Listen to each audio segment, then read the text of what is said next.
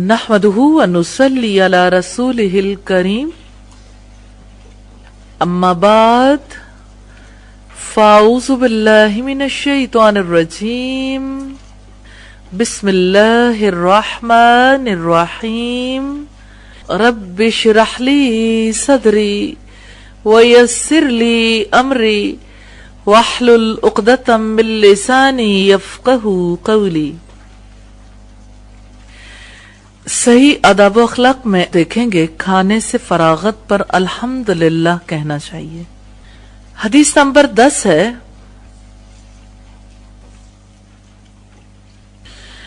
عن معاذ بن انس رضی اللہ عنہ قال قال رسول اللہ صلی اللہ علیہ وسلم من اکل طعاما فقال الحمدللہ الذی اطعمنی هذا الطعام ورزقنیہ من غیر حول منی ولا قوة غفر له ما تقدم من ذنبہ۔ سنن نبی داؤد کی روایت ہے 4023 پر، اور ارواء الغلیل میں یہ روایت ہے 1989 نمبر پر۔ حضرت معاذ بن انس رضی اللہ تعالی عنہ بیان کرتے ہیں کہ رسول اللہ صلی اللہ علیہ وسلم نے فرمایا، جس نے کھانا کھا کر یہ دعا پڑھی الحمدللہ الذی اطعمنی ھذا الطعام ورزقنیہ من غیر حول منی ولا قوہ، تمام تعریفات اس ذات پاک کے لیے ہیں جس نے مجھے یہ کھانا کھلایا اور میری کسی قوت اور طاقت کے بغیر مجھے رزق دیا، اس کے پہلے تمام گناہ بخش دیے جاتے ہیں۔ حدیث نمبر 11 ہے، وعن ابی امامۃ رضی اللہ عنہ ان النبی صلی اللہ علیہ وسلم کان اذا رفع مائدته قال الحمدللہ حمدا کثیرا طیبا مبارکا فیہ غیر مکفئ ولا مودع ولا مستغنى عنہ ربنا۔ ابو امامہ رضی اللہ تعالی عنہ فرماتے ہیں کہ رسول اللہ صلی اللہ علیہ وسلم نے فرمایا، رسول اللہ صلی اللہ علیہ وسلم جب کھانے سے فارغ ہوتے تو یہ دعا پڑھتے تھے الحمدللہ حمدا کثیرا طیبا مبارکا فیہ۔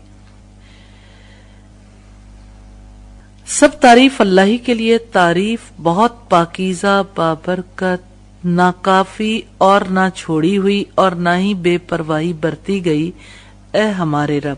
صحیح بخاری کی روایت ہے 4548 نمبر پر۔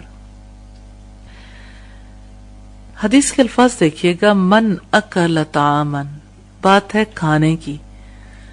جب کوئی کھانا کھا لے اس وقت الحمدللہ کہے، یہ کتنی حق پر مبنی بات ہے کہ جس نے کھانا دیا اس کا شکریہ ادا کرے۔ اور شکریہ ادا کرنے کے لیے بات کیا ہے کہ اس نے مجھے کھانا کھلایا اور میری کسی قوت اور طاقت کے بغیر مجھے رزق دیا، یعنی نہ تو میری قوت تھی نہ میرے بس میں تھا۔ جو شخص یہ تسلیم کر لے، اظہار کر دے، اس کے پچھلے تمام گناہ بخش دیے جاتے ہیں۔ یہ یقین ہے کہ جو ملتا ہے وہ اسی کی ذات سے ملتا ہے، اور یہ کہ میرے پاس وہ قوت اور طاقت نہیں۔ یہاں سے پہلی بات ہم اس کے اوپر دیکھیں گے کہ عام طور پر جب کوئی خود رزق کماتا ہے پھر کھاتا ہے تو اس کے ذہن میں کیا ہوتا ہے کہ میں نے محنت کی، میری محنت کا پھل ہے۔ یہاں پہ رسول اللہ صلی اللہ علیہ وسلم کی حدیث سے ہمیں کیا پتا چلتا ہے کہ بات میری قوت اور میری طاقت کی نہیں ہے، کیونکہ اس کی بنیاد پر کچھ بھی نہیں ہو سکتا تھا۔ بات تو رب کی عطا کردہ قوت کی ہے، اس طاقت کی ہے جو اللہ تعالیٰ نے عطا کی، کہ جو ملا ہے وہ اس کے توسط سے ملا ہے، کیونکہ شکر گزاری اس کے بغیر ممکن ہی نہیں، آ ہی نہیں سکتی۔ اس سے ہمیں یہ پتا چلتا ہے کہ آپ صلی اللہ علیہ وسلم وہاں سے جا کر انسان کی اصلاح کرتے ہیں، جہاں سے چیز دل و دماغ کے اندر بھی جم جاتی ہے اور جس کی وجہ سے انسان کی زندگی میں عملی تبدیلی بھی آتی ہے۔ سچائی کو دل کے اندر یقین بنا کر اتارنا اسی طرح سے ممکن ہوتا ہے۔ اب ہے تو یہ سچ بات کہ اللہ تعالیٰ کھلاتا ہے، لیکن کیا ایسا نہیں ہے کہ انسانوں کے دل و دماغ میں یہی بات ہوتی کہ اس کے لیے محنت ہم نے کی، ہم نے قوت لگائی، ہم نے وقت لگایا؟ کیا آپ نے کبھی کسی ماں باپ کے یہ الفاظ اپنی اولاد کے لیے سنے ہیں کہ ہم تمہاری خاطر اتنی محنت کرتے ہیں، تکلیف سے رزق کماتے ہیں، دیکھو تمہیں تکلیف سے کھلا پلا رہے ہیں، مشقت سے کماتے ہیں، پھر تمہیں کھلاتے ہیں؟ ایسا ہوتا ہے؟ پیرنٹس احساس دلاتے ہیں؟ پھر پیرنٹس کیا سکھاتے ہیں، کیا عقیدہ سکھاتے ہیں؟ کہ رازق وہ ہیں، روزی ان کے اختیار میں ہے۔ پھر بچوں کے ذہن میں کیا آتا ہے؟ ابتدا میں تو وہ اپنے پیرنٹس کے بارے میں یہ بات ذہن میں رکھتے ہیں کہ ہاں انہوں نے محنت کی، بعد میں ایک کلیش اکر ہوتا ہے، ان کے ذہن میں تکلیف اٹھتی ہے، تو وہ جو فطری نظام سے انحراف والی بات ہے جب وہ سامنے آتی ہے تو پھر کچھ بھی باقی نہیں رہتا۔ اللہ تعالیٰ کا فطری نظام کیا تقاضا کرتا ہے؟ پہلا شکر کس کے لیے؟ انشکر لی ولی والدیک، یہ کہ میرا شکر ادا کرو اپنے والدین کا۔ جب کوئی فرد اپنے والدین کا شکر ادا کرتا ہے، شکریہ، اور اللہ تعالیٰ کو بھول جاتا ہے، پھر کیا ہوتا ہے؟ پھر کچھ مدت کے بعد والدین بھی بھول جاتے ہیں۔ اس میں کوئی شک نہیں کہ انسانوں کا شکریہ ادا کرنا دراصل اللہ تعالیٰ کا ہی شکریہ ادا کرنا ہے۔ من لم یشکر الناس لم یشکر اللہ، جو لوگوں کا شکریہ ادا نہیں کرتا وہ اللہ تعالیٰ کا بھی شکر گزار نہیں ہوتا، اس میں کوئی شک نہیں۔ لیکن یہاں جو بات ہے فطری نظام سے انحراف والی، وہ کیا ہے؟ کہ والدین اپنی جانب توجہ مبذول کروائیں اور رب کی جانب نہ کروائیں۔ جب کوئی اپنی جانب توجہ مبذول کرواتا ہے تو اس کا مطلب ہے کہ وہ اپنے گرد گھماتا ہے، اور اللہ تعالیٰ کیا چاہتے ہیں کہ ایک چھوٹے ذرے کے اندر جو اللہ تعالیٰ نے سسٹم رکھا ہے، دراصل اسی طرح کا سسٹم انسان بھی سیکھے۔ ایٹم اپنے مرکز کے گرد گھومتا ہے، پھر آپ دیکھیے کہ اس کے اندر کا نظام قائم رہتا ہے۔ گو کہ انسان کے اندر اس کا قلب ہے جو فیصلے کرتا ہے، یعنی آپ سائنٹیفکلی اسے نہ دیکھیں، قرآن جسے قلب کہتا ہے وہ سوچنے سمجھنے کا آلہ ہے، جہاں سے ارادے، نیتیں، خواہشات اور سبھی کچھ جس سے متعلق ہے، جو انسان کو چلاتا ہے۔ اب بات یہ کہ جب دل کے اندر یہ بات ہے کہ میرے لیے سب کچھ والدین نے کیا، تو اللہ تعالیٰ کی طرف رخ نہیں ہوگا تو قلب خراب ہو گیا نا۔ جب قلب خراب ہوتا ہے تو پوری زندگی خراب ہو جاتی۔ تو یہ ماں باپ ہیں جو اپنے بچوں کو رب ناشنا بناتے ہیں، رب سے بے وفائی سکھاتے ہیں اپنی ذات سے جوڑنے کے لیے۔ جب وہ اپنے رب سے بے وفائی سکھاتے ہیں، ناشنائی سکھاتے ہیں، پھر کیا نتیجہ نکلتا ہے؟ پھر یہ کہ والدین کے احسان مند بچے اگر احسان مند ہو جائیں، تھوڑے عرصے کے بعد والدین سے بھی وہی رویہ اختیار کرتے ہیں۔ اسی لیے رب العزت نے فرمایا انشکر لی ولی والدیک، یہ کہ میرا بھی شکر ادا کرو اور اپنے والدین کا بھی۔ اور خاص بات ہے اس میں الی المصیر، میری طرف لوٹنا ہے، ٹھکانا تو میرے پاس ہی ہے نا، آنا میرے پاس ہے۔ یعنی تم کو شتر بے مہار نہیں ہو، جو جی میں آئے کر لو، کرو گے وہی کچھ جو کچھ اللہ تعالیٰ چاہتا ہے، پھر کامیاب ہوگے، اور اگر یہ نہ کیا تو ناکام ہو جاؤ گے۔ اچھا مجھے یہ بتائیے کہ جو اللہ رب العزت کا شکریہ ادا نہیں کرتا وہ ناکام کیسے ہوتا ہے؟ مثلاً جس نے کھانا کھاتے ہوئے یہ بات ذہن میں نہ رکھی جو نبی صلی اللہ علیہ وسلم نے سکھائی کہ میری کسی قوت اور طاقت کے بغیر مجھے رزق دیا، یہ بات اگر کسی نے ذہن میں نہیں رکھی تو وہ کیسے ناکام ہوگا؟ یہ انحراف تو ہے، کیونکہ انسان سمجھتا ہے یہ میری قوت، ہسبینڈ یہ سمجھتا ہے کہ میں نے مال کمایا پھر یہ رزق آیا، بیوی یہ کہتی ہے میں نے پکایا، میں نے سارا کچھ کیا. یعنی دو افراد جنہوں نے آپس میں متحد ہو کے رہنا تھا ان کے درمیان یہ بات ہو گئی تو خلل تو آ گیا نا. اب اس کے ساتھ سکون کیسے دل کے اندر اتر سکتا ہے؟ قرار کیسے آئے گا؟ اور پھر اب دیکھیں کہ ابتدا میں تو یوں ہی ہلکی سی بات رہتی ہے نا، انسان کو محسوس نہیں ہوتا کہ خرابی کیا آ رہی ہے. آہستہ آہستہ عقیدہ بگڑتے بگڑتے کوئی انسان اس مقام تک جا پہنچتا ہے جہاں وہ اپنے رب کو پہچانتا بھی نہیں. مائیں کہتی ہیں پتہ نہیں کیا بات ہے، ہر وقت ہم بچوں سے کہتے ہیں نماز پڑھو، پھر بچہ نماز نہیں پڑھتے. تو جب بچے نماز نہیں پڑھتے تو نتیجہ کیا نکلتا ہے کہ ماں باپ پریشان ہوتے ہیں کہ بچے تو نماز بھی ادا نہیں کرتے. بچوں کی نماز گئی، پھر جب بڑے ہو گئے تو رب کے ساتھ تعلق کی بات بھی گئی. آہستہ آہستہ اسلام انہیں اپنے لیے بوجھ لگنے لگ جاتا ہے، پھر وہ اسلام کے دائرے سے ہی نکل جاتے ہیں. یہ انسانوں کے معاملات ہیں. یعنی لاجک کے بغیر بھلا بندہ کیسے کسی بات کو قبول کر سکتا ہے؟ تو یوں بظاہر تو یہ ایک چھوٹی سی دعا ہے نا، لیکن پوری زندگی کا احاطہ کیے ہوئے. ہاں یہ اتنی ضروری بات ہے، ہر کھانے کے بعد اس کو دہرانے کی ضرورت ہے، اتنی ضروری بات ہے، کیونکہ اس کے بغیر ہمارا رب سے تعلق درست بنیادوں پر قائم نہیں رہ سکتا. اور ابلیس اس مقام پر انسان کو بہت تنگ کرتا ہے جہاں وہ اللہ تعالیٰ کی قدرتوں، اس کی عظمتوں کا شعور حاصل کرتا ہے اور اللہ کی بڑائی بیان کرتا ہے. یہ مقام اس کے لیے برداشت کرنا سب سے مشکل ہے. پھر اب دیکھیے گا دوسری دعا، سب تعریف اللہ ہی کے لیے، تعریف بہت پاکیزہ بابرکت، نہ کافی اور نہ چھوڑی ہوئی، نہ ہی بے پرواہی برتی گئی اے ہمارے رب.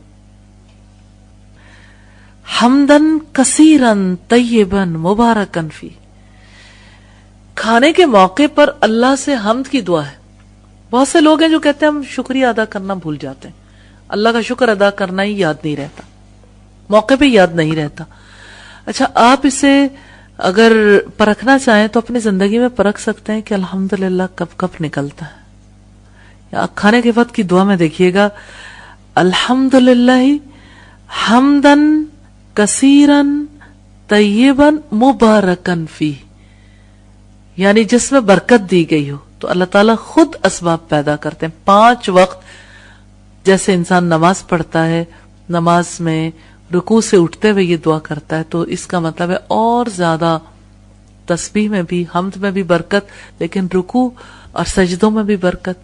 اور دوسری طرف کھانے کے بعد جب انسان یہ الفاظ کہتا ہے تو اس کا مطلب یہ ہے کہ اللہ تعالیٰ سے اس چیز میں برکت مانگ رہا ہے جس کی بنیاد پر اللہ تعالیٰ نے بندوں کو نعم العبد کہا ہے.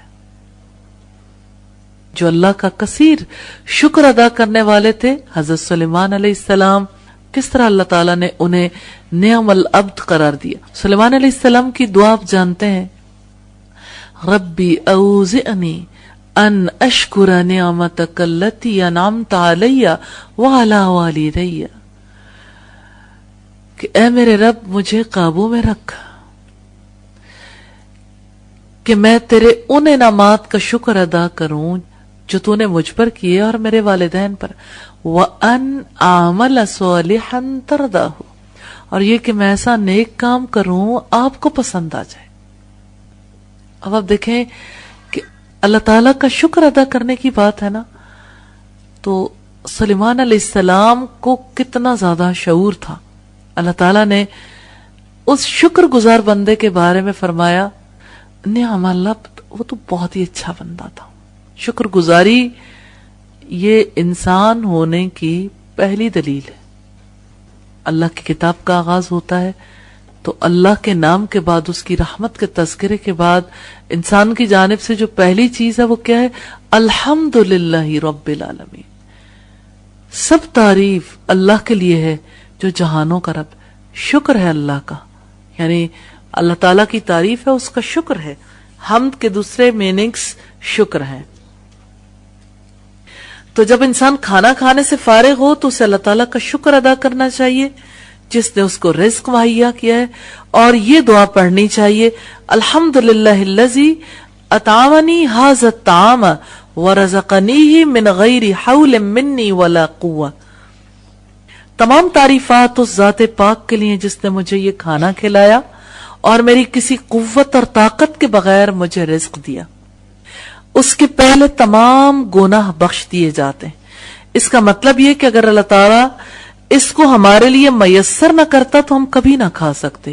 جیسا کہ قرآن مجید میں رب تعالیٰ نے فرمایا افرائیتم ما تحرسون اانتم تزرعونہ ام نحن الزارعون لو نشاء لجعلناہ حطاما فظلتم تفکہون انا لمغرمون بل نحن محرومون. سورہ الواقعہ کی آیات ہے 63 سے 67 تک. پھر کیا تم نے دیکھا جو کچھ تم بوتے ہو، کیا تم اسے اگاتے ہو یا ہم ہی اگانے والے ہیں؟ اگر ہم چاہیں تو ضرور اسے ریزہ ریزہ کر دیں، پھر تم تعجب سے باتیں بناتے رہ جاؤ کہ بے شک ہم تو تاوان ڈال دیے گئے ہیں بلکہ ہم بے نصیب ہیں. تو بات یہ ہے کہ زمین سے نباتات اگانا، پھل، سبزیاں، اجناس اگانا اللہ تعالی کے طریقہ کار کے مطابق ہی ممکن تھا. آپ آج صبح جو ناشتہ کر کے آئے ہیں، سوچیں اس پر کتنی کائناتی قوتیں صرف ہوئی ہیں. اگر اس میں سیریلز میں سے کوئی چیز شامل تھی، اجناس میں سے کوئی چیز شامل تھی، تو آپ سوچیں کہ اس کی حرارت اور اس کی روشنی کتنے دور سے، زمین سے الگ ایک سیارہ ہے جہاں سے یہ سب کچھ میسر ہوتا ہے زمین کو، یعنی سورج کی روشنی، سورج کی حرارت ہے. پھر اب دیکھیے کہ وہ پانی جو اس کے لیے درکار تھا زمین کو، اللہ تعالیٰ نے آسمان سے بھی برسایا. لیکن بارش کیسے برستی ہے؟ سمندروں کا پانی جو اللہ تعالیٰ نے زمین پہ رکھا ہے، وہ کھارا پانی بھاپ بن کے اڑتا ہے سورج کی حرارت کی وجہ سے، اوپر جا کے وہ پیوریفائی ہو جاتا ہے، بالکل صاف ستھرا پانی. پھر وہ بھاپ ٹھنڈی ہوتی ہے، پھر وہ بادلوں کی شکل میں بدلتی ہے، پھر اللہ کے حکم سے پھر ہوائیں آتی ہیں، انہیں اڑا کر ایک علاقے سے دوسرے علاقے تک لے جاتی ہیں. پھر اب دیکھیے کہ بارش برستی ہے تو وہ پانی تو وہی کھارا ہے، حتیٰ کہ جو پانی زمین کے اندر ہے وہ پانی بھی سمندروں ہی کا پانی ہے، کیونکہ بارش کا کچھ پانی زمین اپنے اندر جذب کر لیتی، کچھ پانی ندی نالوں کے ذریعے سے، دریاؤں سے ہوتا ہوا سمندروں میں واپس چلا جاتا. تو ایک لقمے پر کتنی زیادہ کائناتی قوتیں خرچ ہوئی ہیں، تب کہیں جا کے ہمارے لیے رزق کا سبب پیدا ہوا. اور پھر اس کی ایک چیز کو ہم نے دیکھا ہے. اسی وجہ سے اللہ تعالیٰ سوال کرتے ہیں کیا تم نے دیکھا جو تم بوتے ہو، کیا تم اسے اگاتے ہو یا ہم ہی اگانے والے؟ اچھا، پھر آپ اگر اس کے بیج کی طرف دیکھیں جو زمین میں بویا گیا، مثلا گندم کا بیج، گندم اتنی سمجھدار ہے کہ اس کے اندر سے جو کونپل نکلے گی اس کا کلر ہمیشہ سیم ہی ہوگا. پھر اس کا ایک خاص قد کا پودا نکلے گا.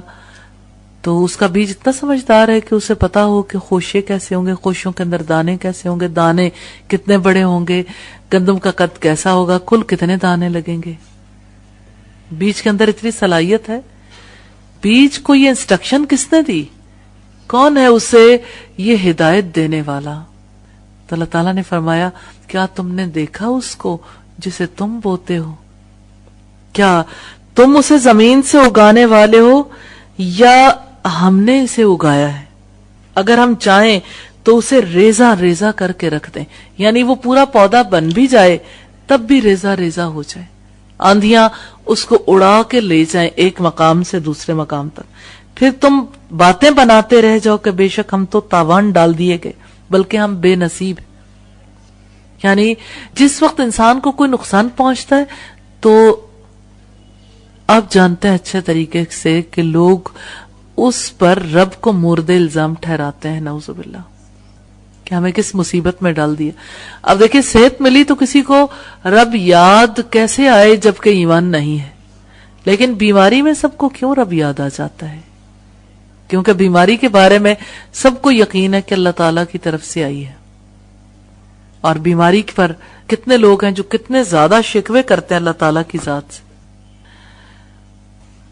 تو بات یہ ہے کہ انسان زمین میں بیج ڈالتا ہے، بیج سے کمپل نکلتی ہے، بڑھتی ہے فصل، تیار ہو کر کاٹی جاتی ہے، غلہ بنا کر اس کو پکایا جاتا ہے، پھر کھانے کا مرحلہ آتا ہے. اگر اللہ تعالیٰ ان تمام امور کو پائے تکمیل تک نہ پہنچاتا تو انسان کے اختیار میں کچھ بھی نہیں. انسان کا کام صرف بیج ڈالنا ہے، اس کے بعد کے تمام امور خالق کائنات سر انجام دے کر انسان کے لیے روزی کا بندوبست کرتا ہے. اس لیے بعض علماء کرام فرماتے ہیں کہ انسان کے پاس جو کھانا پہنچتا ہے یہ اللہ تعالیٰ کی ایک نعمت ہے، مگر اس نعمت سے پہلے بھی کئی نعمتیں انسان کو حاصل ہو جاتی ہیں جن کا شکریہ لازم ہے. جیسے بیج کو کمپل کی شکل اللہ تعالیٰ عطا کرتے ہیں، یہ ایک نعمت ہے کہ انسان کا بیج ضائع نہیں ہوا. اس طرح اس کے بعد فصل کا تیار ہونا، تمام مراحل سے گزر کر طعام کا سبب بننا، یہ اللہ رب العزت کی بہت بڑی عطا ہے. ہم کو ان نعمتوں کا پتہ نہیں ہوتا اور ہم ان سے اکثر غفلت برت جاتے ہیں.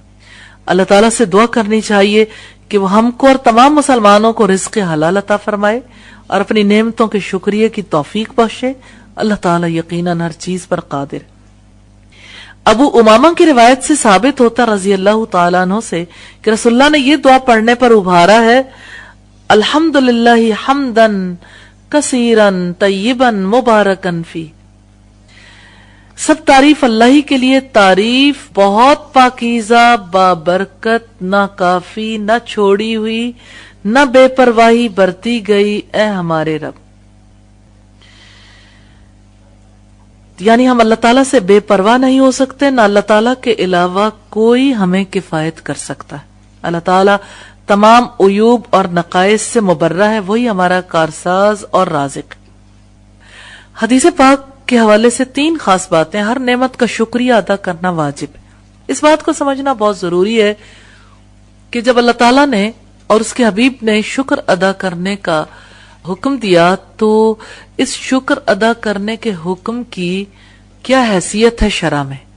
آیا یہ حکم تکلیفی ہے؟ تو حکم تکلیفی کی کون سی قسم ہے؟ تو یہ شکر ادا کرنا واجب ہے. ہمارے یہاں کیا سمجھا جاتا ہے؟ آپشنل. کسی کیٹیگری میں بھی نہیں لے کے آتے، مستحب بھی نہیں. یعنی جو لوگوں کے ذہنوں میں ہے وہ اتنا کہ چلو ادا کر لیا تو اچھا، نہیں ادا کیا تو کوئی پکڑ نہیں. مباح کام سمجھا جاتا ہے شکر ادا کرنے کو. تو شکر ادا کرنا واجب ہے اور ہر نعمت کا شکریہ ادا کرنا واجب ہے. دوسرے، انسان اللہ تعالیٰ سے کسی صورت میں بے پرواہ نہیں ہو سکتا. اور تیسرے، اللہ تعالیٰ کی نعمتوں کو یاد کرنا، پھر ان پر شکریہ بجا لانا واجب ہے. تو یہ بات بڑی ضروری ہے. نعمتوں کو یاد رکھنے والا ہی شکر ادا کرتا ہے. جس کو نعمت ہی بھول جائے وہ شکر کس چیز کا ادا کرے گا؟ اس وجہ سے یاد پہلی چیز ہے اور شکر دوسری چیز ہے. یعنی ذکر کرنا، ان کا تذکرہ، ان کو یاد کرنا ضروری. تو آئیے دہرا لیتے ہیں دعائیہ الفاظ. ایک تو دعا ہے اور دوسرے حدیث ہے: من اکل طعاما فقال. پھر دہرائیے گا: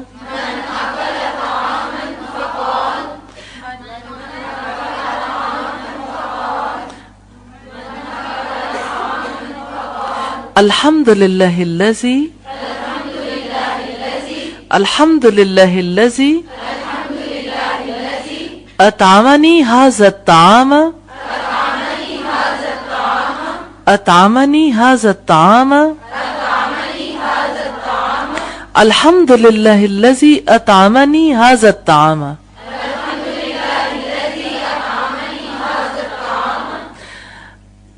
ویسے تو اسے طعام پڑھنا چاہیے. الحمد للہ الذی اطعمنی ھذا الطعام. اب دہرائیے, پھر دہرائیے.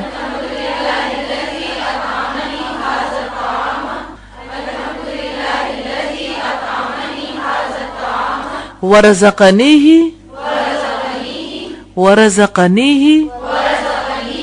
اب پورا پڑھیے.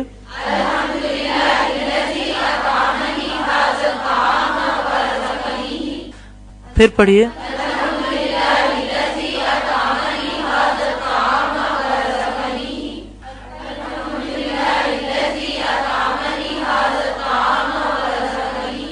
من غیر حول منی ولا قوة. دہرائیں.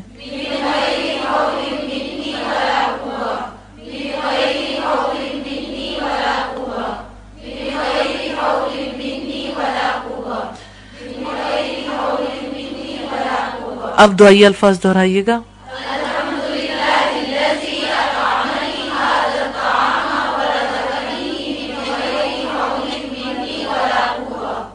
پھر دہرائیں.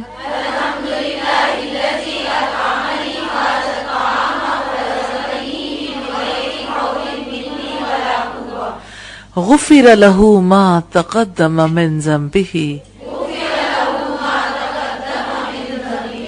دہرائیے.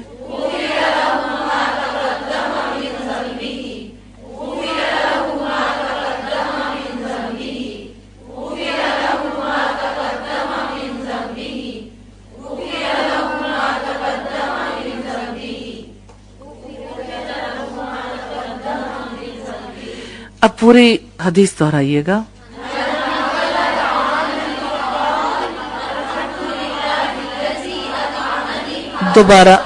دوبارہ پڑھیے.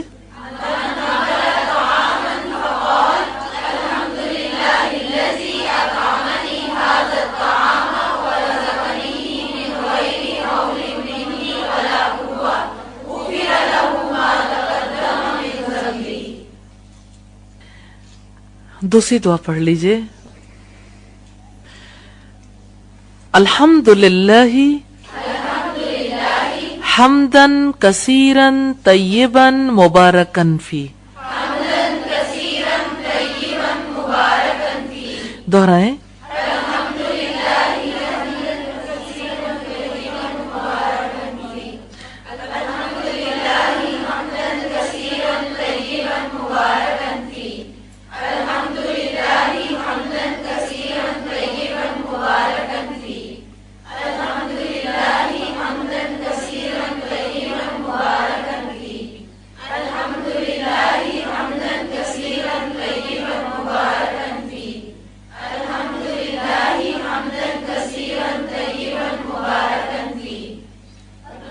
جی آگے پڑھیں گے. غیر مخفی ولا مودع.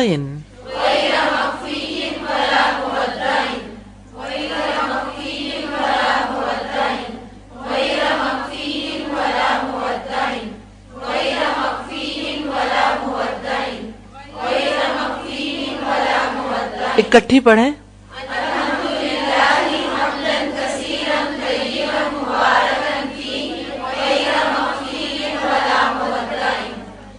ولا مستغنا عنہ ربنا.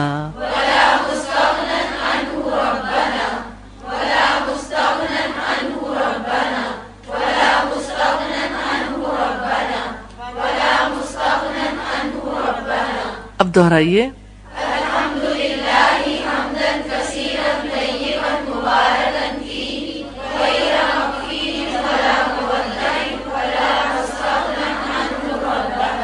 پھر دہرائیے.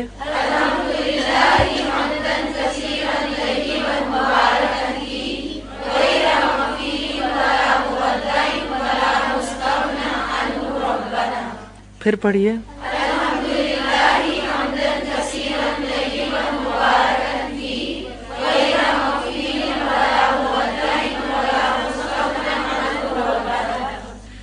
الحمدللہ. سبحانک اللہم و بحمدک نشہد ان لا الہ الا انت نستغفرک و نتوب الیک.